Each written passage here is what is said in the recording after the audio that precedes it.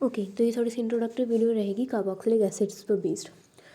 सबसे पहले तो कार्बोक्सिलिक एसिड्स हैं क्या, और इसके बारे में हम क्या क्या समझ सकते हैं उसको देख लेते हैं।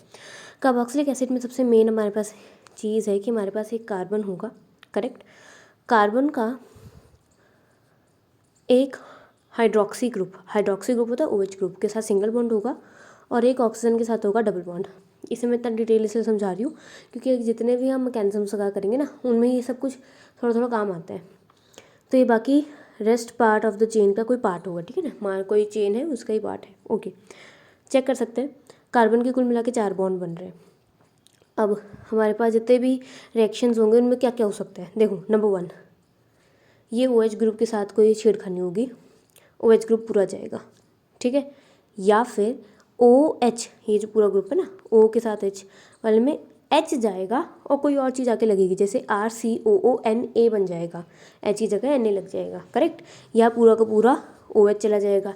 ये नहीं तो ऐसा भी हो सकता है कि हमारे यहाँ पर कोई एक्स्ट्रा ग्रुप आ जाए, ठीक है। ये डबल बॉन्ड टूटेगा और यहाँ पर कोई आके एक्स्ट्रा ग्रुप लग जाए। तो ऐसे कुछ 3 तरीके के लगभग केसेस देखने को मिलेंगे। एक बहुत ही कॉमन चीज़ जो सभी आपको केसेस में देखने को मिल सकती है, मोस्ट ऑफ द केसेस में, कि ये जो डबल बॉन्ड ऑक्सीजन वाला है ना, कार्बन डबल बॉन्ड ऑक्सीजन, यहाँ पे बॉन्ड सबसे पहले ऑक्सीजन के ऊपर इलेक्ट्रॉन्स जाएंगे, उसके बाद ही सब कुछ स्टार्ट होगा, ठीक है। मोस्ट ऑफ द टाइम ऐसा देखने को मिलेगा। तो एकदम बेसिक इंट्रोडक्टरी इसलिए बताया था कि आगे चल के ये सारा जो हम काम करेंगे उसको थोड़ा समझने में आसानी रहे। ऑलराइट, आगे देखते हैं इसमें हमारे पास क्या है। सबसे पहले इन्होंने इलेक्ट्रॉनिक स्ट्रक्चर कुछ नहीं पूछा जाएगा उसके बारे में, हाँ, लेकिन ये जो स्ट्रक्चर है, इस स्ट्रक्चर को हम कर सकते हैं। देखो भाई, इस स्ट्रक्चर के लिए तो 2-3 चीज़ें सबसे पहले तो बताती हूँ। इसमें आपको सबसे मेन जो पढ़ा जाता है, that is actually the diagram. जो डायग्राम आपने बना दी, डायग्राम सही है तो उसके अलावा आप कुछ भी लिख दो, टू बी ऑनेस्ट कोई इतना खास उसको चेक नहीं करता, ठीक। ऊपर से एक आध लाइन देखी थी, sp2 दिख रहा है, अच्छा हाँ ये ठीक ही लिखा होगा, टिक कर दिया, ऐसे ही होगा चेक। तो मेन चीज़ हमारे पास है कि हम डायग्राम ढंग से बना कर आएँ। तो आप इसमें चेकअप आउट कर सकते हो। देखो यार, सबसे पहले तो एक सिंगल बॉन्ड तो है ही ना, कार्बन का ऑक्सीजन के साथ एक सिंगल बॉन्ड है ही, कार्बन का दूसरे ऑक्सीजन के साथ भी सिंगल बॉन्ड है ही, कार्बन का R के साथ भी एक सिंगल बॉन्ड है ही, ठीक है। इसके अलावा हम ये जानते हैं कि जो सिंगल वाला ऑक्सीजन था ना, OH वाला नहीं, जो सिंगल वाला था, कार्बन और उसके बीच में एक पाई बॉन्ड भी बनना है ना, तभी डबल बॉन्ड आएगा।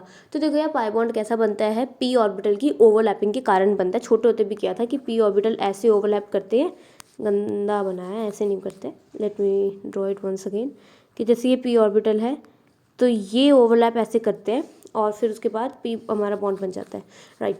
तो हमारा ये पाई बॉन्ड बनता है। लेकिन यहाँ पे हमारे पास सबसे खासियत क्या है पता है इसके बाद की, कि ये यहाँ पे सिंगल के अलावा, जो मैं सिर्फ डबल बॉन्ड की बात कर रही हूँ, कि यहाँ ये जो डबल बॉन्ड आना था ना, वो जो इलेक्ट्रॉन्स थे, वो इलेक्ट्रॉन सिर्फ यहाँ तक नहीं रहते सीमित। देखो, अगर हम किसी एक में हम डबल बॉन्ड शो करते हैं ना, तो कुछ ऐसे हम इसको शो करते थे कि डबल बॉन्ड बन रहा है, ऊपर भी डॉटेड और नीचे भी डॉटेड। ये हमारा एक पाई बॉन्ड को शो करता है कि दोनों पाई, जैसे मैंने अभी बनाकर दिखाए थे, ये इसके साथ इंटरेक्ट कर रही है इसके साथ, तो वैसे दिखाते हैं। पर यहाँ पे हमारे पास COOH की सबसे खास बात क्या है कि ये डबल बॉन्ड यहाँ तक ही सीमित नहीं है, बल्कि इसके जो इलेक्ट्रॉन्स हैं, ये इलेक्ट्रॉन क्लाउड यहाँ पर भी हमें देखने को मिल सकता है। ये चीज़ कैसे दिखाई गई है, ये रेजोनेंस के द्वारा दिखा गई है, और ये रेजोनेंस स्टेबलाइज्ड है ये स्ट्रक्चर। तो आप देख सकते हो यहाँ पे हमारे पास है R, फिर साथ में COOH। ये क्वेश्चन नंबर 1 मैं आपको डन करा रही हूँ इसका, कि what are carboxylic acids and describe it structure. तो ये क्वेश्चन आपका डन हो जाएगा। तो यहाँ पे हमारे पास में ऑक्सीजन के पास हम देख सकते हैं 8 कंप्लीट करने के लिए 4 इलेक्ट्रॉन्स बचेंगे।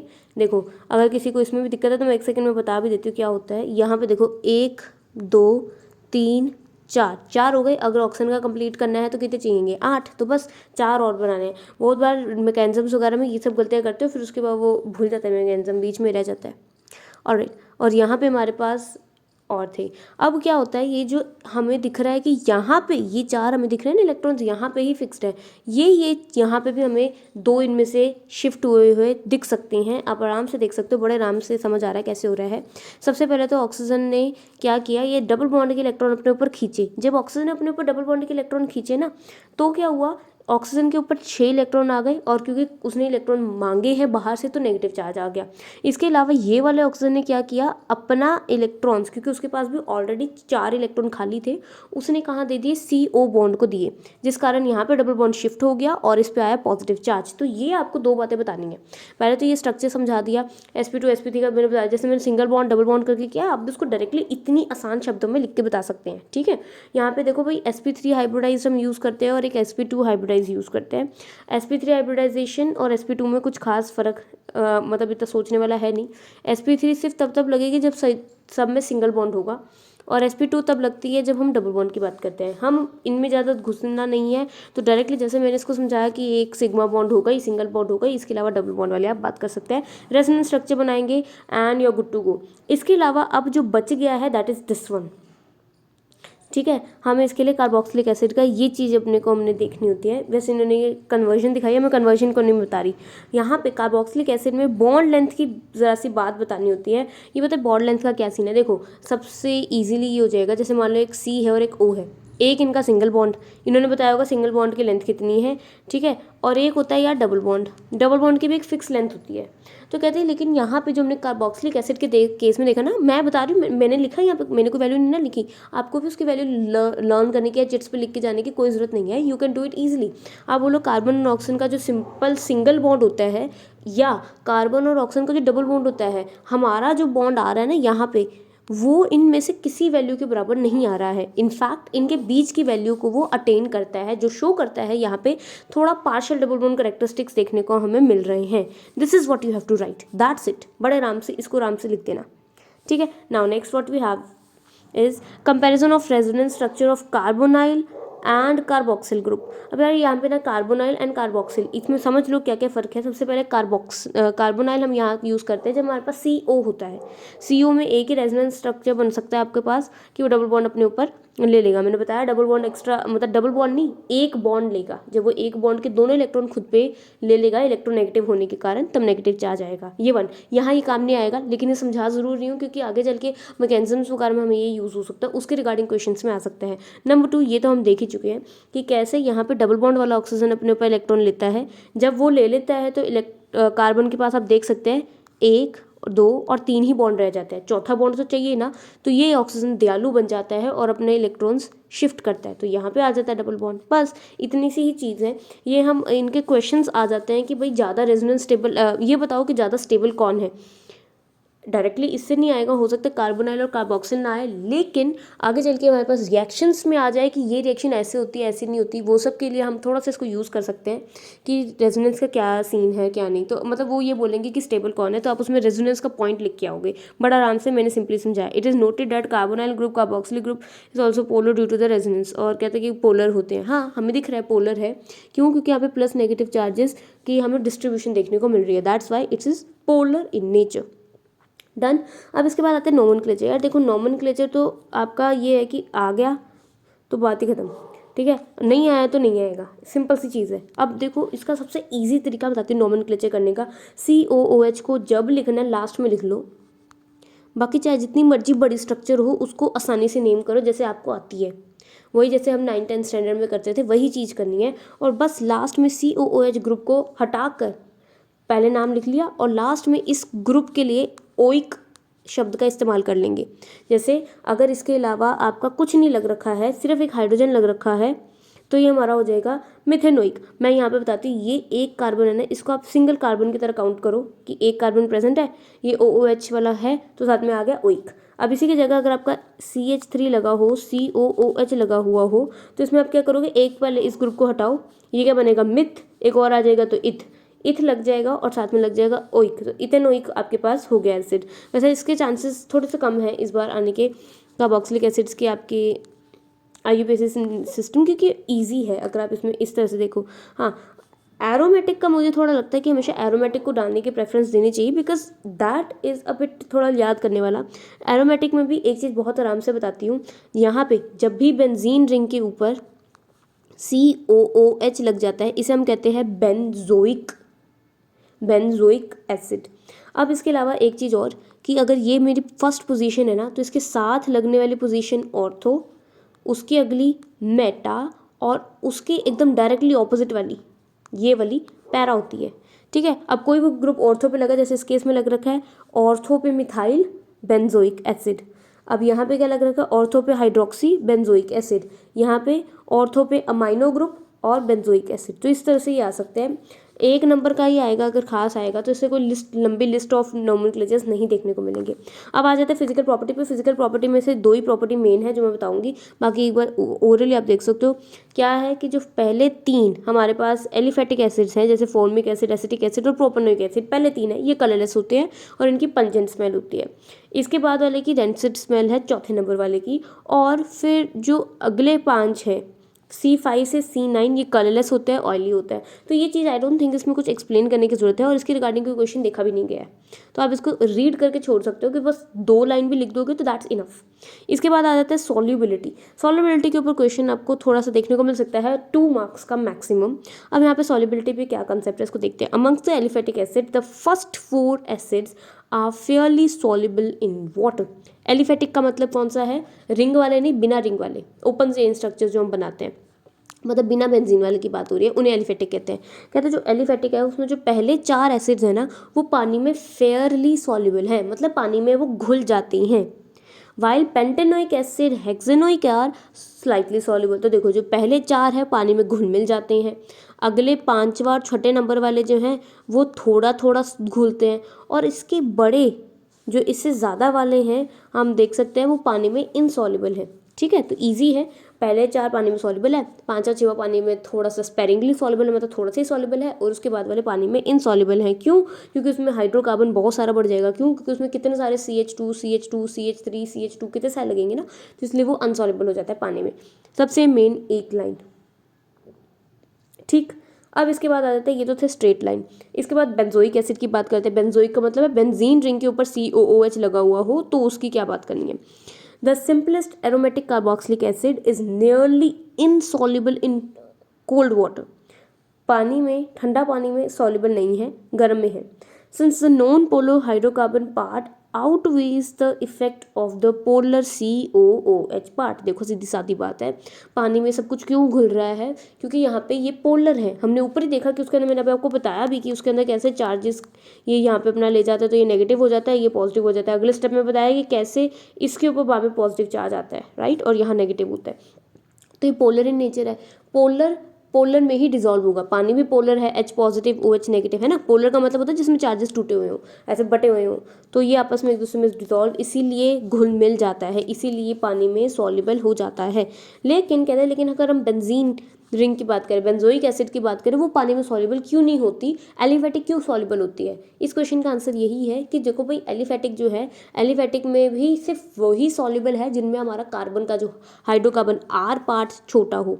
लेकिन अगर हम बेंजोइक की बात करते हैं तो बेंजोइक में बेंजीन रिंग बहुत बड़ी है। ठीक है, और ये क्या होती है, ये नॉन पोलर है, मतलब इसके प्लस माइनस टूटे नहीं हुए, इसलिए पानी में ये सॉल्युबल तो नहीं होती। कौन सिर्फ सॉल्युबल होता है, COOH। अब देखो छोटा सा COOH, इतना बड़ा बेंजीन रिंग, तो वो इतनी बड़ी बेंजीन रिंग के कारण पानी में सॉल्युबिलिटी डिक्रीज हो जाती है। बड़े ही आसान शब्दों में इसको लिख के आना है, और सिर्फ ज़्यादा से ज़्यादा डायग्राम बनाया हो या पोलैरिटी का जैसे मैंने जो छोटा मोटा बनाया वो आप बनाकर इसको समझा सकते हो।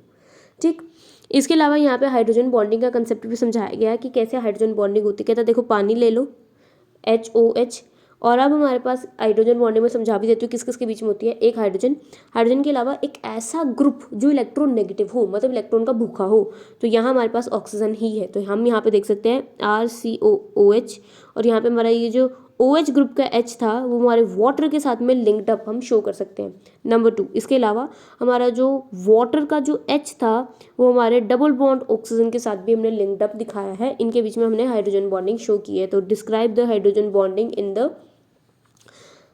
कार्बोक्सिलिक एसिड्स, तो उसके लिए हम ये बता सकते हैं। अब इसके बाद आता है बॉइलिंग पॉइंट्स। अगर हम बॉइलिंग पॉइंट की बात करते हैं तो यार देखो इसके बॉइलिंग पॉइंट के रिगार्डिंग जो है ना क्वेश्चन, ये डाइमराइजेशन के ऊपर बेस्ड क्वेश्चन में से आपको दिख सकता है। मैं सिर्फ वही चीज़ें को ज़्यादा इम्फेसाइज दूंगी जो क्वेश्चन अभी तक मैंने थोड़े नहीं, मैंने काफ़ी सारे पेपर्स उसको देखे हैं, और जो जो चीज़ें नहीं आती फिर उसको छोड़ देंगे हम पूरी तरीके से। बाकी एक सेक्शन तो एटलीस्ट ऐसा कर लो जिसमें मैक्सिमम टॉपिक्स डन हो, ताकि ऐसा ना हो कि पेपर में अगर अनएक्सपेक्टेड सा पेपर आ जाए तो फिर कुछ ना आता हो। ठीक है, तो इसको it will not take much time, आराम से अगर बैठ से, तो अगर मैं पूरी वीडियोस जो भी सेंड कर दूंगी उसके बाद आई गेस अगर एक दिन भी बैठ गए ना 4-5 घंटे दिन के निकाल के, तो बड़े आराम आराम से एक एक सेक्शन पूरी तरीके से हर एक टॉपिक के साथ कवर हो जाता है।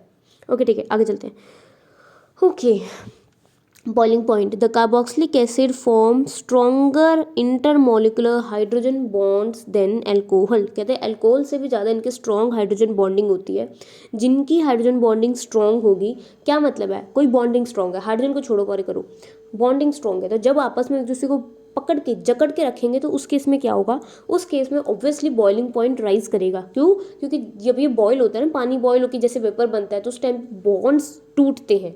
तो बॉन्ड्स तोड़ने के लिए, बॉन्ड अगर वीक होंगे तो जल्दी टूट जाएंगे, है ना। तो उसी तरीके से बॉइलिंग पॉइंट हमारा उसमें बेस्ड होता है। देखो, as compare to alcohol the OH bond in carboxylic acid is more strongly polarized due to the adjacent electron withdrawing carbonyl group.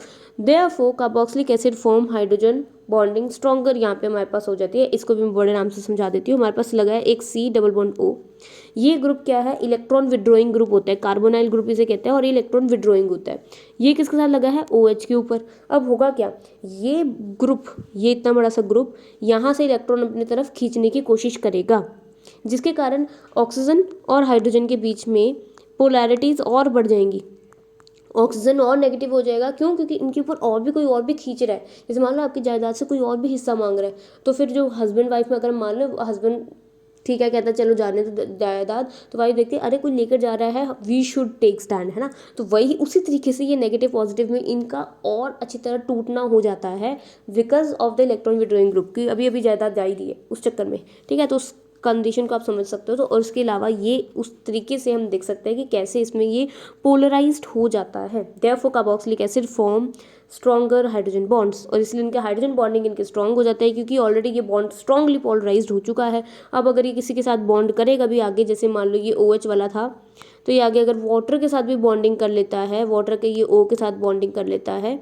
तो ये बॉन्डिंग स्ट्रॉन्ग करेगा क्योंकि ये ऑलरेडी इस पर डेल पॉजिटिव बढ़ चुका है, और इफ डेल नेगेटिव होगा तो इनमें बॉन्डिंग हो जाएगी। Now the negatively polarized oxygen atom of the carbonyl group can also form hydrogen bond with the positively polarized hydrogen atom of the OH of the other molecule।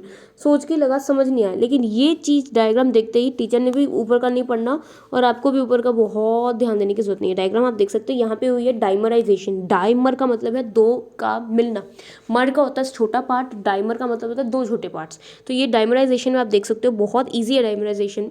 कैसे किया है, RC double bond OH यहाँ लगा दिया, फिर ये RC double bond O और ऊपर OH लगाया। आप एक चीज़ देख सकते हो, हमने यहाँ पे हाइड्रोजन बॉन्डिंग को शो करना था, दैट्स इट। तो यहाँ पे इस OH और O के बीच में यहाँ लगेगी डबल बॉन्डिंग, हाइड्रोजन बॉन्डिंग, और यहाँ इस O और इस H के बीच में, जैसे यहाँ पे आप देख सकते हो, इनके बीच में होगी क्या, हाइड्रोजन बॉन्डिंग। हाइड्रोजन बॉन्डिंग के कारण क्या हुआ, दो मर्ज आपस में मिल गए, मतलब दो पार्ट्स आपस में मिल गए, तो उसके कारण क्या होगा, आपका बॉइलिंग पॉइंट्स वगैरह को और राइज कर देंगे। क्यों? क्योंकि वो अब तो वो पेयर अप कर चुके, मान लो व्याह करा लिया उन्होंने, something like that. Okay, the negatively polarized से ये तो हो गया था ना। These hydrogen bonds are so strong that they are not broken even in the vapour phase. कहते हैं इतने स्ट्रॉन्ग बॉन्ड है कि वेपर बनने के बाद भी ये टूटते नहीं है, ठीक है। तो हिसाब से आप इसको लिखा सकते हो, ये कोलिगेटिव प्रॉपर्टीज का पार्ट है। यहाँ पे ये बड़ी बड़ी ये रिंग्स बना देते हैं, ठीक है। और इसमें इंटरमोलिकुलर हाइड्रोजन बॉन्डिंग होती है। इंटरमोलिकुलर मतलब मॉलिक्यूल्स के बीच में होती है।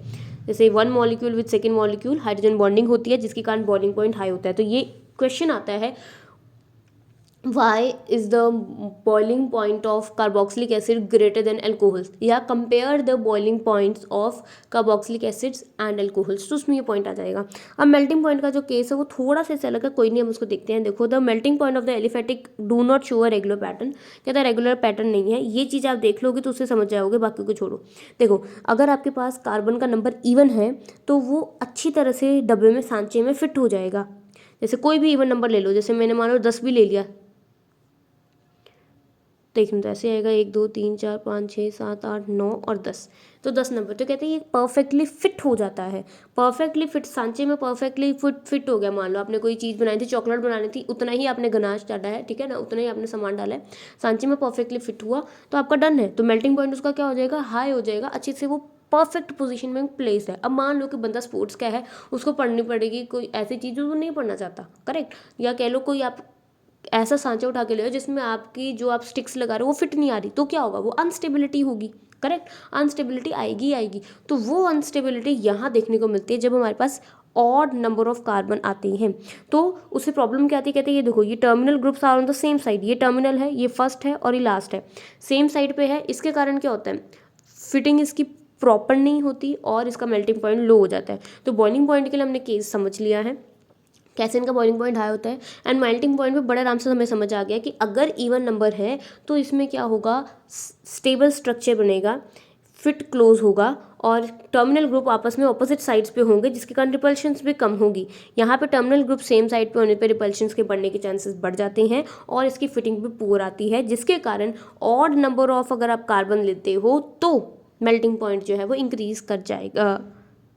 एक मिनट, हाँ, मेल्टिंग पॉइंट डिक्रीज कर जाएगी क्योंकि उसमें स्टेबिलिटी पहले से ही नहीं है। अगर मैंने बीच में कुछ इनप्रॉपर बोल दिया हो तो ध्यान देना। अगर पहले से ही स्टेबिलिटी नहीं है, पहले से टूट फूट हो रही है घर, मतलब मान लो रिश्ते पक्के नहीं है, तो आप जरा से और आग लगाओ तो अभी के अभी घर डिवाइड हो जाएगा। तो वही चीज़ यहाँ पे हमें देखने को मिलती है।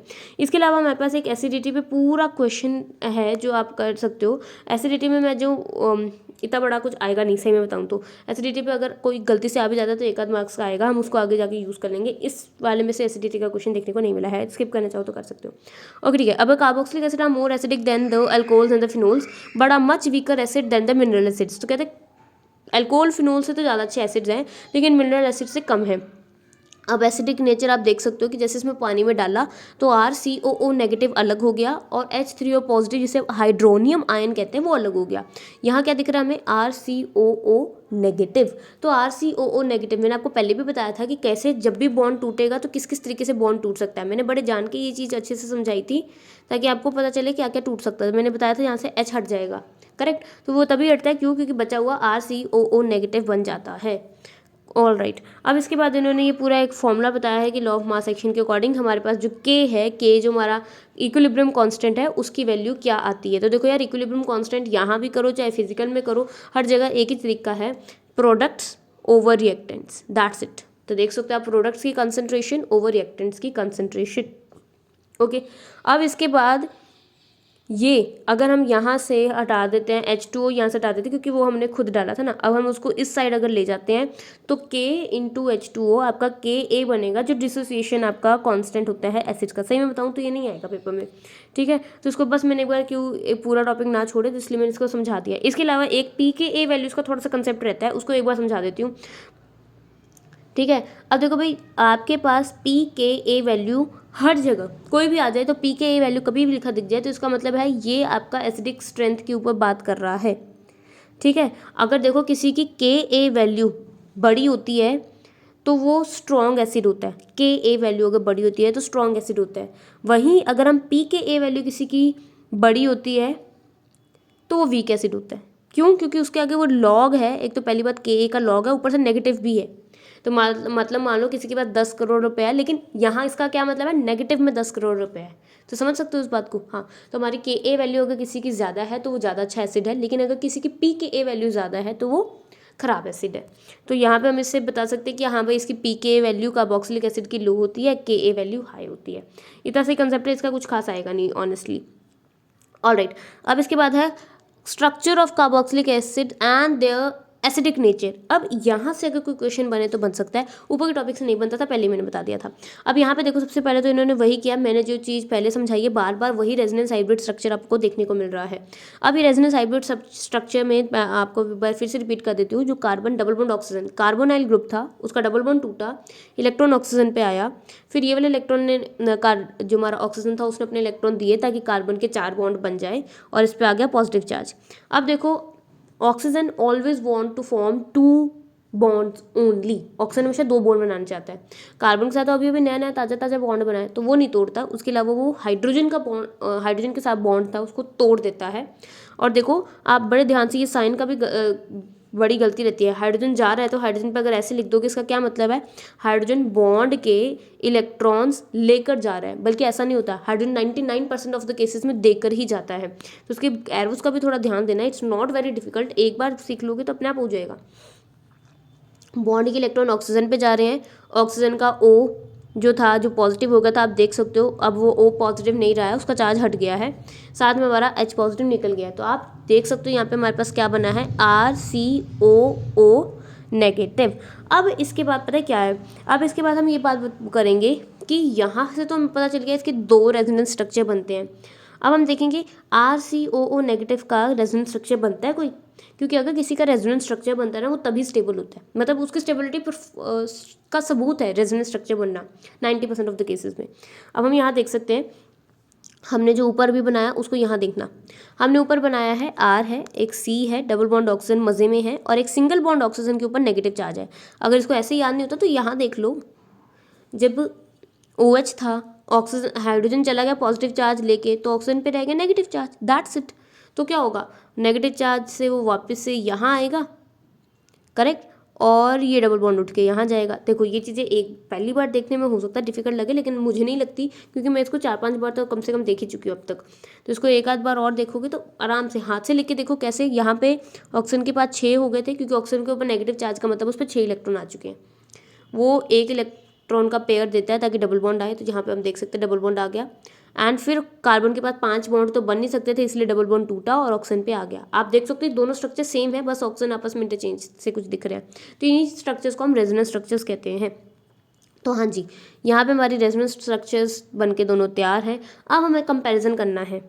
क्या कंपेरिजन करना है, एसिडिक करेक्टर होगा या नहीं होगा, उसके लिए बड़ा ज़रूरी है रेजोनेंस स्ट्रक्चर। देखो यार, एक सिंपल सी बात है, कोई भी चीज़ क्यों टूटेगी, अगर कोई चीज़ बहुत स्टेबल है तो वो टूटेगी ही नहीं, लेकिन अगर वो टूट रही है इसका मतलब है टूटने के बाद वो स्टेबल हो जाती होगी, ये केमिस्ट्री के टर्म्स में, ठीक है। तो have a look at it, thus both carboxylic acid and carboxylate anion are stabilised by resonance. कहते हैं दोनों की ही रेजोनेंस स्ट्रक्चर, ऊपर भी हम देख चुके हैं 2 स्ट्रक्चर थी, नीचे भी देख चुके हैं, दोनों इसकी भी 2 स्ट्रक्चर हमने को देखने को मिल रही है। इसका मतलब है कार्बोक्सिलिक एसिड भी रेजोनेंस स्टेबलाइज्ड है, और हमारा ये जो कार्बोक्सिलेट अनायन है ये भी रेजोनेंस स्टेबलाइज्ड है। लेकिन कौन ज़्यादा स्टेबलाइज्ड है वो देखेंगे।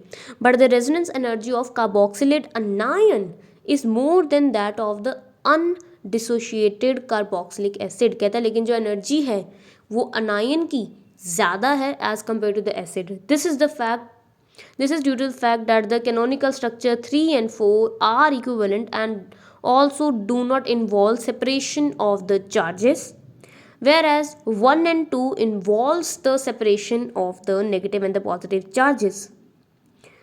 It is greater stability of the anion as compared to carboxylic acid, जिसके कारण आयनाइजेशन होगी और एसिडिक करेक्टर होगा। ये बात समझ बिल्कुल नहीं आई होगी, मैं समझाती हूँ। देखो यहाँ पे हम दोनों को कंपेयर करेंगे साथ साथ में तो समझ आएगा। देखना, जब हमने कार्बोक्सिलिक एसिड्स को लिया उसमें हम देख सकते हैं एक पॉजिटिव एक नेगेटिव चार्ज आ रहा है। इसको ऐसे समझो कि घर में एक बहुत अमीर है, बहुत अमीर, बहुत मतलब 1000 करोड़ की शादी अफोर्ड करने वाला अमीर, और एक गरीब है। तो मान लो वो 100 करोड़ की शादी भी नहीं, 100 भी बहुत ज़्यादा है, 1 करोड़ की शादी भी अफोर्ड नहीं कर सकता, राइट। तो ये इतना डिफरेंस है पॉजिटिव और नेगेटिव में, इतना ही है ना। एक के ऊपर 1000 करोड़ एक खर्च कर रहा है और एक पे 1000 करोड़ का लोन है, ऐसा समझ लो, ठीक है। तो पॉजिटिव नेगेटिव, लेकिन यहाँ पे पॉजिटिव और नेगेटिव चार्जेस में तो कुछ नहीं टूटा है, सिर्फ नेगेटिव ही चार्ज है, और वो भी चार्ज इधर से उधर हो रहा है। मतलब एक बार वो गरीब अगली बार वो गरीब, एक बार वो गरीब अगली बार वो गरीब, है ना। तो स्टेबल कौन हुआ, ये ऑब्वियसली। देखो भाई, जिसके घर में एक बहुत अमीर एक बहुत गरीब है उसके घर में स्टेबिलिटी नहीं रहती, राइट। और जिसके घर में दोनों सिमिलर स्टेज में, वहाँ पे स्टेबिलिटी रहती है, सब जानते हैं। तो ये जो फर्स्ट वाला केस है, जो हमारा कार्बोक्सिलिक एसिड्स का केस है, जिसमें स्ट्रक्चर 1 और 2 में हमें चार्जेस के डिफरेंसेस देखने को मिले, हमें पॉजिटिव एंड नेगेटिव चार्जेस यहाँ पे सेपरेटेड देखने को मिले। इसमें रेजोनेंस एनर्जी हमारी जो है, रेजोनेंस एनर्जी छोड़ दो, सिद्धा कह सकते हैं इसकी स्टेबिलिटी चार्जेस की सेपरेशन के कारण कम हो जाएगी, और इसकी स्टेबिलिटी चार्जेस सेपरेशन नहीं है इसलिए बढ़ जाएगी। तो स्टेबिलिटी घटने का क्या मतलब है, ये बोलेगा मैं टूट जाता हूँ यार, हाइड्रोजन तू निकल, मेरा RCO नेगेटिव ज़्यादा स्टेबल है, तू निकल जा। और हाइड्रोजन कौन देता है, एसिड्स, तो इसलिए इसका एसिडिक स्ट्रेंथ अच्छा है। तो it was the I guess the best explanation for this. आराम से समझ आ जाना चाहिए, कोई डाउट हो फिर भी पूछ लेना। इसके अलावा बाकी बॉन्ड्स क्या है मैंने खुद ही कभी याद नहीं किया, तो I will not suggest anyone. और बाकी ये चीज़ हम पहले भी कर चुके हैं कि कैसे दोनों ही ऑक्सीजन के साथ एक डबल बॉन्ड बन रहा होता है। जब दोनों ही के साथ डबल बॉन्ड बन रहा है, हम जानते हैं 5 नहीं बन सकते। तो देखो 1 2 3 पूरे बनाए, और जो चौथा बॉन्ड था वो हमने इस तरह से बनाया, दोनों के साथ डॉटेड बनाया, तो ये दोनों में पार्शियल डबल बॉन्ड कह सकते हो, या कह लो डबल बॉन्ड जो है, या इलेक्ट्रॉन, डबल बॉन्ड के इलेक्ट्रॉन इस OCO के बीच में घूम रहे हैं, तो उस हिसाब से ये स्ट्रक्चर आपकी आ जाती है। Comparison of the acidic strength of alcohols and carboxylic acid, अब उसमें भी सिमिलर चीज़ है। कहता देखो हमारा कार्बोक्सिलिक एसिड रेजोनेंस स्टेबलाइज्ड होता है, तो इसलिए वो हाइड्रोजन दे देता है, क्योंकि उसके बाद जो बनेगा, जो कार्बोक्सिलेट आयन बना है वो रेजोनेंस स्टेबलाइज्ड होता है, तो वो तो बड़े आराम से हाइड्रोजन दे देता है। लेकिन यहाँ पे जब हमारा ROH, एल्कोहल्स में OH ग्रुप होता है, जो उसमें हम वाटर डालते हैं तो RO नेगेटिव बनता है, और RO नेगेटिव का कोई रेजोनेंस स्टेबलाइज स्ट्रक्चर नहीं होता। ये 3 मार्क का क्वेश्चन भी आ रहा हुआ है कि क्योंकि RO का कोई रेजोनेंस स्टेबलाइज स्ट्रक्चर नहीं है, इसीलिए ROH से RO की फॉर्मेशन अच्छी नहीं है, इसलिए ये एसिडिक करेक्टर इसका कम और इसका एसिडिक करेक्टर ज़्यादा। एसिडिक करेक्टर ज़्यादा का क्या मतलब है कि वो जल्दी से जल्दी H को दे देता है, सिंपल सा, सीधे सीधे शब्दों में खुद के नोट्स छोटे छोटे बनाओगे तब भी समझ जाओगे।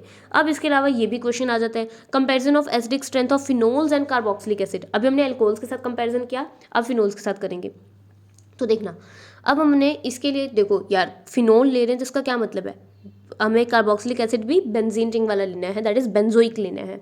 तो हमने यहाँ पे बेंजोएट अनायन लिया है, इसमें हम देख सकते हो एक हाइड्रोजन हट चुका है, तो फिर वही चीज़ है, डबल बॉन्ड इसके ऊपर जाएगा और ये वाला यहाँ पे डबल बॉन्ड नया आएगा, वो तो सेम है, उसका कुछ नहीं बदला।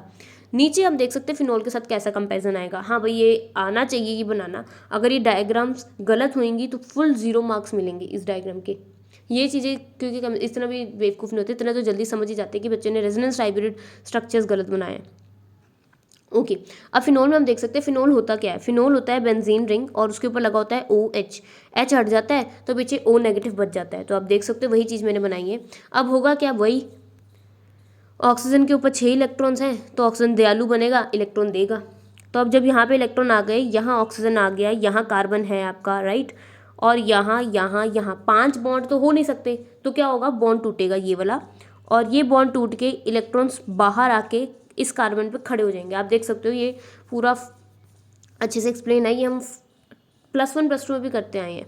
यहाँ पे इलेक्ट्रॉन्स इधर आ गए, फिर क्या होगा, इलेक्ट्रॉन्स आगे घूमते जाएंगे। अब देखना आपके हर बार 2 एरो बनेगी, पहली एरो 2 यहाँ बन गई, अब ये इलेक्ट्रॉन्स यहाँ जाएंगे, यहाँ बॉन्ड आ गया, करेक्ट, और ये बॉन्ड टूट के इलेक्ट्रॉन यहाँ आ गए, फिर इलेक्ट्रॉन्स यहाँ बॉन्ड बनाएंगे, ये बॉन्ड टूट के इलेक्ट्रॉन यहाँ आएंगे। तो आप चेक कर सकते हो बड़े आराम से कि कैसे इसके ऊपर आपका पूरा रेजोनेंस स्ट्रक्चर बन रहा है। नहीं बनेगा डू लेट मी नो, मैं इसके रिकॉर्ड करके पूरी वीडियो भी बना दूंगी कि कैसे ये बनता है, बट इट्स वेरी इजी, एक बार ट्राई करोगे तो हो जाएगा। देखो, in case of phenoxide a negative charge is been carried on the less electronegative carbon atom. कहता है नेगेटिव चार्ज कहाँ पे आ रहा है, बार बार एक कार्बन पे आ रहा है ना। आप देखो हर स्ट्रक्चर में देखो, कार्बन पे, यहाँ पे, सॉरी यहाँ पे नहीं, यहाँ पे कार्बन पे, यहाँ कार्बन पे, यहाँ कार्बन पे।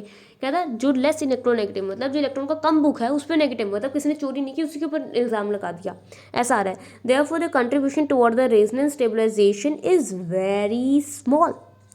तो कहता है इसका कारण क्या है, ये रेजोनेंस स्टेबलाइज देते ही नहीं। यार देखो पहली बात है, जिसने चोरी नहीं किया आप उस पर इल्ज़ाम लगाओगे तो प्रॉब्लम तो होगी ना वहाँ पे। तो ऐसे यहाँ पे भी हो रहा है। कहता है ये इलेक्ट्रॉन जो है वो कार्बन पे जा रहे हैं, जो इलेक्ट्रोनेगेटिव है ही नहीं, तो इसके कारण यहाँ पे हमें पता चलता है कि ये structure, resonance structures are less stable than the carboxylate anion ones. ठीक है, तो ये हम इससे ही डायरेक्ट लास्ट लाइन पे इसको ही समझा के पहुँच सकते हैं कि जो कार्बोक्सिलेट आयन है वो ज़्यादा स्टेबल है। क्यों? क्योंकि उस पर जो नेगेटिव है वो जा किस पे रहा है, ऑक्सीजन पे ही तो है। जो भूखा है, जो चोर है, उसी पे इल्ज़ाम लगाया है, लेकिन यहाँ पे जो चोर नहीं है उस पर भी इल्ज़ाम लगाया जा रहा है। इसके कारण it is less stable, it is more stable, इसीलिए इसका एसिडिक करेक्टर ज़्यादा है, इसका एसिडिक करेक्टर कम। तो अल्कोहल के साथ क्या कंपैरिजन है, अल्कोहल के साथ कि भाई अल्कोहल तो रेजोनेंस स्ट्रक्चर नहीं बनाते। फिनोल्स के साथ क्या कंपैरिजन है, भाई फिनोल्स रेजोनेंस स्ट्रक्चर तो बनाते हैं, लेकिन फिनोल्स के रेजोनेंस स्ट्रक्चर में कार्बन के जो लेस इलेक्ट्रोनेगेटिव है उस पर नेगेटिव चार्ज आ जाता है, जिस कारण जो हमारी स्टेबिलिटी है वो डिक्रीज कर जाती है। और इसलिए फिनोल कहता है नहीं भाई मैं OH के साथ ही अच्छा हूँ, I don't want to remove my hydrogen, तो हाइड्रोजन जाएगा नहीं, तो इस हिसाब से फिर वो सेट हो जाता है। क्वेश्चन 3 मार्क्स का जो आ सकता है that is this one, effect of substituents on the acidity of carboxylic acids. कि यार बाहर से आप कौन सा ग्रुप आके लगाओ, और ये ना इन बुक वालों ने इतना लंबा दिया है, इसकी कोई ज़रूरत ही नहीं है इतने लंबा देने की। ठीक है, तो एलिफेटिक के लिए दिया है electron withdrawing and electron donating group, और उसमें यही चीज़ काम की है। हाँ, कंपैरिजन ऐसा आ गया ना तो आप थोड़ा सा ट्रिकी क्वेश्चन में फंस सकते हो, अदरवाइज इट्स वेरी इजी। देखो, इलेक्ट्रॉन डोनेटिंग सब्स्टिट्यूएंट का क्या मतलब है, हमारा ये तो हमने बना ही देना ना, ऐसे जैसे इन्होंने बनाया, चलो वैसे ही बना लो। हमने ओ एच हटा दिया, एच हटा दिया हुआ है, तो ये हमारा है। अब कहते हैं यहाँ पे आपने एक ग्रुप लगाना है, जैसे मैंने जिसको आर लिख रही थी वो आर ग्रुप लगाया। इलेक्ट्रॉन डोनेटिंग ग्रुप का क्या मतलब होता है, यहाँ पे वो इलेक्ट्रॉन और देगा, इस बॉन्ड में इलेक्ट्रॉन दे देगा। इलेक्ट्रॉन विड्रॉइंग ग्रुप का क्या मतलब होता है, वो इस बॉन्ड से इलेक्ट्रॉन लेगा। तो इससे स्टेबिलिटी बढ़ेगी या घटेगी, इसको एक एक लाइन में इन्होंने ही लिख के दिखाया है, इसी स्ट्रक्चर को जो मैं सबसे ऊपर टिक किया है, और पेपर में भी उसी तरीके से आपको आंसर लिखना है, इसको बस लाइन में कर देना। क्या है, कहते हैं जो इलेक्ट्रॉन डोनेटिंग ग्रुप है इलेक्ट्रॉन को डोनेट करता है, पहले से ही कोई नेगेटिव चार्ज था उस पर और इलेक्ट्रॉन दे जाता है, तो क्या होगा, अनस्टेबल, ऑब्वियसली अनस्टेबल होगा, तो उसका एसिडिक स्ट्रेंथ डिक्रीज हो जाएगी। क्यों, क्योंकि उसको स्टेबल स्ट्रक्चर नहीं रहा तो उसकी एसिडिक स्ट्रेंथ डिक्रीज। फिर से देखो, अगर कोई इलेक्ट्रॉन डोनेटिंग आता है COO नेगेटिव ग्रुप के ऊपर और नेगेटिव चार्ज दे जाता है तो अनस्टेबल कर देता है, एसिडिक स्ट्रेंथ कम हो जाती है। तो जब आएगा डोनेटिंग तो एसिडिक स्ट्रेंथ डिक्रीज, लेकिन वहीं अगर कोई विड्रॉइंग आ गया तो एसिडिक स्ट्रेंथ बढ़ जाती है। क्या मतलब, वो क्या करेगा, COO नेगेटिव को बोलेगा यार तेरे पे नेगेटिव चार्ज है ना, मतलब तेरे पे कोई लोन है ना, या तेरे पे कोई खर्चा तेरे पे चढ़ा हुआ है ना, कोई नहीं वो मुझे दे दे, मैं थोड़ा सा उतार दूंगा तेरा खर्चा वो।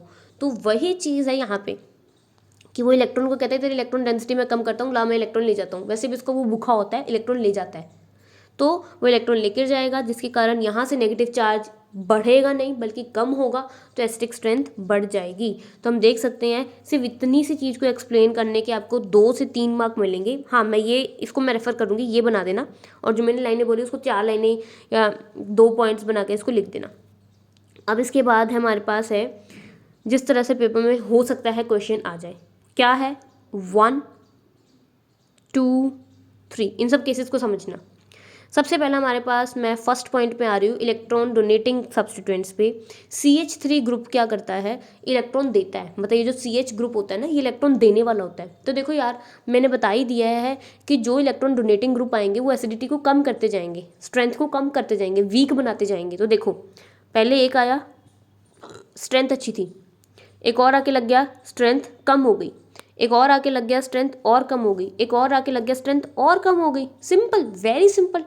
कैसे, COOH लगा हुआ है, इसके साथ एक C है, ठीक है, तो ये इसकी स्ट्रेंथ अच्छी है, हाँ इसकी स्ट्रेंथ, लेकिन COOH कल्ले वाले COH से तो कम ही है ना, ठीक है, वो सबसे ज़्यादा अच्छा स्ट्रेंथ थी उसकी। एक CH3 ने आके स्ट्रेंथ कम कर दी, एक और ने आके स्ट्रेंथ और कम कर दी, एक और ने आके स्ट्रेंथ और कम कर दी, एक और ने आके स्ट्रेंथ और कम कर दी। इस हिसाब से आप समझ सकते हो इस टॉपिक को, ठीक है। और पेपर में आकर डरना नहीं है, बस सिंपल लिख के आ जाना कि हाँ भाई ये इलेक्ट्रॉन डोनेटिंग ग्रुप होता है। मैं इसको बहुत सिंपल, मैं तो प्लस आई में पहुंची नहीं क्योंकि मुझे पता भूल जाओगे, तो मैंने सिंपल बोला कि ये क्या होता है, इलेक्ट्रॉन डोनेटिंग होता है, नेगेटिव चार्ज को इंटेंसीफाई करेगा, इंटेंसीफाई मतलब बढ़ा देगा, तो इसलिए ये अनस्टेबल कर देगा। तो ज़्यादा नंबर ऑफ कार्बोक्सिलिक ग्रुप ये CH3 ग्रुप इसको एसिडिक स्ट्रेंथ को डिक्रीज करते जाएंगे। वही इलेक्ट्रॉन विड्रॉइंग, हम सब जानते हैं कि जितने भी हैलोजन होते हैं सब इलेक्ट्रॉन विड्रॉइंग होते हैं। फ्लोरीन सबसे बड़ा भूखा होता है, फिर क्लोरीन, फिर ब्रोमीन, फिर आयोडीन, और जो सबसे ज़्यादा भूखा है वो इलेक्ट्रॉन ले जाएगा, पीछे स्टेबिलिटी छोड़ेगा, इसलिए एसिडिक स्ट्रेंथ फ्लोरीन की सबसे बड़ी। ऐसी लिस्ट में भी यही नाम है, फ्लोरीन, क्लोरीन, ब्रोमीन, आयोडीन। सबसे ज़्यादा स्टेबल जब फ्लोरीन लगा है, फिर क्लोरीन, फिर ब्रोमीन, और सबसे कम स्टेबल होगा आयोडीन वाला। पेपर में ये क्वेश्चन आता है, 2 मार्क का क्वेश्चन आता है, और ऐसा भी हो सकता है 3 मार्क का आ जाए, 2 केसेस आ जाए, कोई भी 2 इनमें से। अब इसके अलावा फिर से वही 3 क्लोरीन लगा दो। देखो भाई, क्लोरीन का लगना हमारे लिए अच्छा ही है, 10 करोड़ लगा दो हमारे लिए और भी अच्छा। तो पहले में 3 क्लोरीन लगे हैं, बहुत स्टेबल, मतलब बहुत अच्छा है, एसिडिक स्ट्रेंथ बढ़ा रहा है। अगले में 1 क्लोरीन कम लगा है तो एसिडिक स्ट्रेंथ थोड़ी कम गई, फिर एक और क्लोरीन हट गया तो एसिडिक स्ट्रेंथ थोड़ी और कम हो गई। और अगर किसी में 0 क्लोरीन लगा हुआ है, चौथा केस आएगा पेपर में, 4 केसेस आ जाएंगे, तो सबसे लास्ट में हमारे पास क्या आ जाएगा, CH2COOH, उसमें कोई क्लोरीन नहीं लगा, उस पर अच्छा बोला COOH में से जब H निकल जाएगा तो COO नेगेटिव, बहुत नेगेटिव बचा रहेगा, कोई उसमें से इलेक्ट्रॉन नहीं खींच रहा। थर्ड केस भी आपका सिमिलर आप देखने को मिल सकता है। यहाँ देखो COH के बहुत करीब लगा है Cl, जल्दी से खींच लेगा कि पैसे दो अभी खींच लूँ, है ना, तो वो ज़्यादा स्टेबल हो जाएगा। नंबर 2, यहाँ पे क्लोरीन देखो अगली पोजीशन पे शिफ्ट हो गया तो थोड़ा सा कम स्टेबिलिटी प्रोवाइड कर पाएगा, और वो और आगे चला गया तो वो और कम स्टेबिलिटी देगा। वैसे ये और ये केस, 3 केसेस आने के चांसेस थोड़े ज़्यादा हैं लास्ट वाले कंपैरेटिवली, कि जितनी दूर चलता जाएगा ना आपका ClCOOH से, उतना उसका इम्पैक्ट कम होता जाएगा। इसके बाद आते हैं हमारे पास Hariom aromatic group. Aromatic groups कौन से होते हैं? इस तरीके के लगे हुए ग्रुप्स, ठीक है। तो एरोमेटिक ग्रुप में भी ये क्वेश्चन जहाँ तक मुझे याद है ये 2021 या 2022 बैच का क्वेश्चन है। अब इसमें क्या है, हमारा फॉर्मिक एसिड, फिर बेंजोइक एसिड और फिर एसिटिक एसिड। फॉर्मिक एसिड में हमारे पास क्या लगा होगा, मैं आपको बता देती हूँ, HCOOH, that's it. Benzoic acid क्या है, बेंजीन रिंग लगी है और इसके ऊपर COOH। और एसिटिक एसिड क्या है, CH3 then I guess COOH, और इफ़ आई एम रॉन्ग तो यहाँ पे हमारे पास एक CH3 CH2 COOH होगा, दैट एट मोस्ट। ये इसका कॉमन नेम है और मैं कॉमन नेम ज़्यादा टाइम याद भी नहीं रखती। वेट अ मिनट, हाँ ठीक बनाया मैंने, इथेनोइक एसिड को एसिटिक एसिड कहते हैं। ओके तो ये हमारे पास 3 का कंपैरिजन आया। तो देखो फॉर्मिक एसिड यहाँ पे हम देख सकते हैं जिसमें सिर्फ हाइड्रोजन लगा है, काफ़ी स्टेबल। फिर बेंजोइक एसिड और सबसे कम एसिटिक एसिड, हमने देखा भी है। एसिटिक एसिड सबसे कम क्यों है भाई? अगर अभी भी आंसर नहीं आ रहा है इसका मतलब ढंग से नहीं सुना। एसिटिक एसिड का एसिडिक स्ट्रेंथ कम इसलिए है क्योंकि हमारे पास CH3C वाला ये जो ग्रुप है, CH3 ग्रुप जो है, ये क्या करता है, इलेक्ट्रॉन डोनेटिंग होता है, तो नेगेटिव चार्ज इंटेंसिफाई कर देता है, इसलिए एसिडिक स्ट्रेंथ कम हो गई। करेक्ट। बेंजीन का भी हम पढ़ लेते हैं, फिर पता चल जाएगा फॉर्मिक से कम क्यों है। अब आप बेंजीन के लिए देखो बेंजोएट का स्ट्रक्चर। ऑलराइट, बेंजीन है। अब यहाँ पे देखो हमारे पास होगा क्या, OH था ना। अब हम यहाँ पे क्या चेक कर रहे हैं, यहाँ पे हम देख रहे हैं कि ये हमारे पास पूरा बेंजोइक एसिड है, इसका पूरा स्ट्रक्चर चेकआउट हो रहा है कि भाई जब हमारा बेंजोइक एसिड होता है उस केस में हमारे पास क्या रेजोनेंस स्ट्रक्चर्स बनती है। तो आप देख सकते हो फिर से वही डबल बॉन्ड, मैंने आपको पहले बताया, या तो सिंगल बॉन्ड वाले ऑक्सीजन को प्रॉब्लम होगी या डबल बॉन्ड वाले ऑक्सीजन को होगी। अगर डबल बॉन्ड वाले को होगी तो इलेक्ट्रॉन खींचना शुरू कर देगा, तो देखो इलेक्ट्रॉन ऊपर गया, करेक्ट। अब देखो ये वाला इलेक्ट्रॉन इसने खींच के डबल बॉन्ड यहाँ पे कंप्लीट कर लिया, और फिर यहाँ पे सिंगल सिंगल आपको आप देख सकते हो यहाँ पे क्या हुआ है, नेगेटिव एंड पॉजिटिव चार्जेस में डिस्ट्रीब्यूशन देखने को मिल रही है। When the phenyl group is directly attached to COOH group it has an overall electron donating effect. बात तो इसी लाइन में खत्म हो गई कि जो हमारा फिनाइल ग्रुप है, फिनाइल ग्रुप होता है ये, कहता है इसका क्या इफेक्ट होता है, इलेक्ट्रॉन डोनेटिंग, जिसे -I इफेक्ट कहते हैं, ठीक है। तो इसका इलेक्ट्रॉन डोनेटिंग इफेक्ट आ जाता है हमारे पास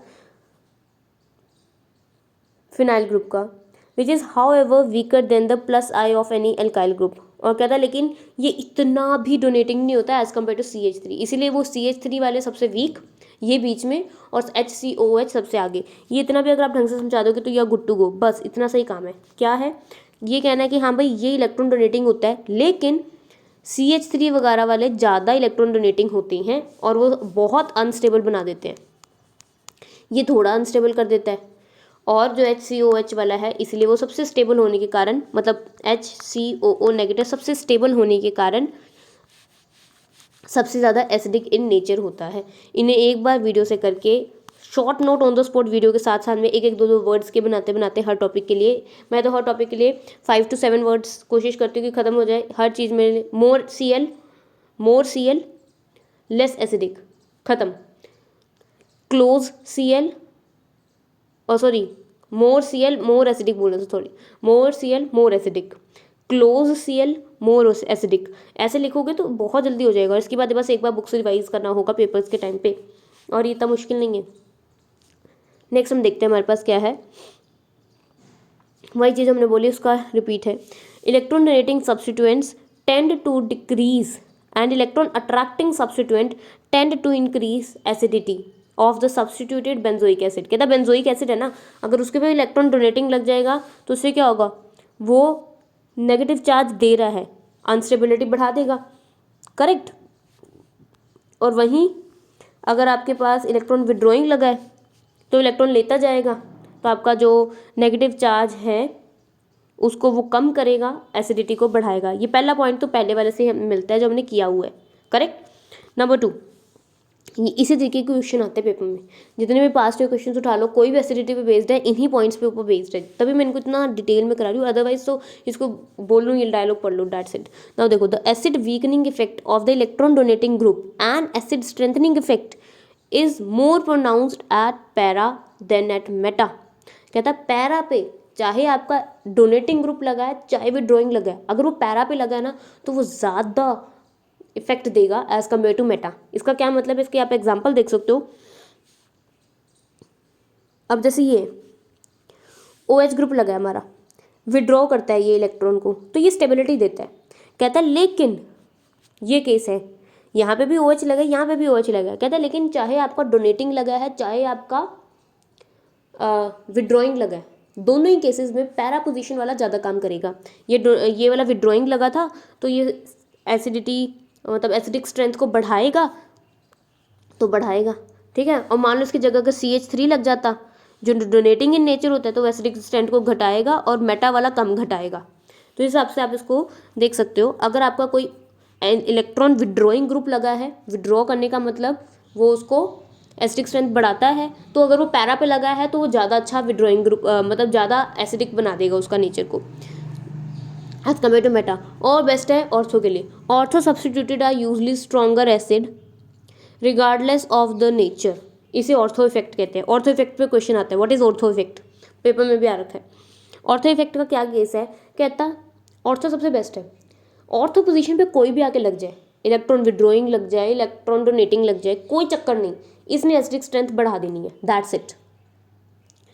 इसकी सबसे मेन आप देख लेना। और तो पहले देखो इलेक्ट्रॉन विड्रॉइंग लगा है ग्रुप या इलेक्ट्रॉन डोनेटिंग। अगर तो इलेक्ट्रॉन डोनेटिंग लगा है मतलब इसने तो काम खराब ही करना है ना, इसने एसिडिटी कम करनी है। तो सबसे ज़्यादा एसिडिक कौन सा होगा, जिसमें कोई आपका ग्रुप नहीं लगा हुआ होगा, मतलब जैसे मान लो HCOH सबसे ज़्यादा स्टेबल हो जाएगा। फिर अगर इलेक्ट्रॉन डोनेटिंग ग्रुप लगा है तो अगर वो ऑर्थो पोजीशन पे लग रखा है तो फिर आपका ऑर्थो आंसर आएगा, मतलब वो ऑर्थो पे सबसे ज़्यादा वो अनस्टेबिलिटी मचा देगा, ये ध्यान में रखना। फिर तीसरा हम बात करते हैं पैरा पोजीशन पे। तो हाँ, अगर इलेक्ट्रॉन डोनेटिंग ग्रुप पैरा पे लगा है तो हमने देखा है पैरा और मेटा के कंपैरेटिवली पैरा वाला ज़्यादा विड्रॉइंग नेचर का होगा। इसका मतलब पैरा वाला